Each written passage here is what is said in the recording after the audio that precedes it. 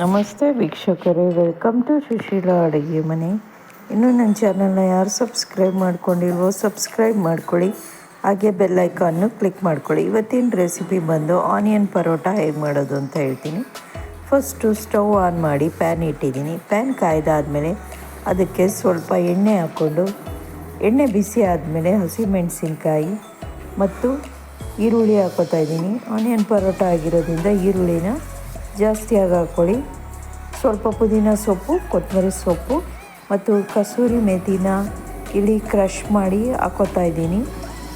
Next ಇಲ್ಲಿ ಪುಡಿಗಳು, jeera powder ಸ್ವಲ್ಪ, garam masala powder ಸ್ವಲ್ಪ, ಪೆಪ್ಪರ್ ಪೌಡರ್ ಸ್ವಲ್ಪ, ಚಿಲ್ಲಿ ಪೌಡರ್ ಮತ್ತು ಧನಿಯಾ ಪೌಡರ್ ಹಾಕ್ಕೊಂಡು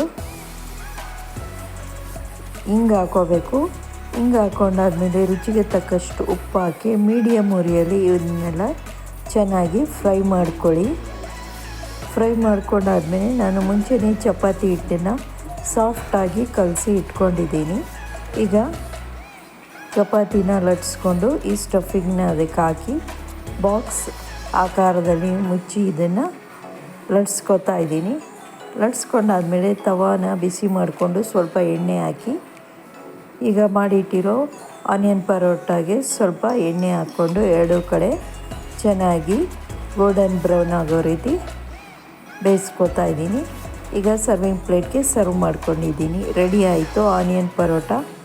ಈ ರೆಸಿಪಿ ನಿಮ್ಗೆ ಇಷ್ಟ ಆಗಿದರೆ ಲೈಕ್ ಮಾಡಿ, ಶೇರ್ ಮಾಡಿ, ಕಮೆಂಟ್ ಮಾಡಿ, ಚಾನಲ್ನ ಸಬ್ಸ್ಕ್ರೈಬ್ ಮಾಡ್ಕೊಳ್ಳಿ. Thank you for watching my video. Bye.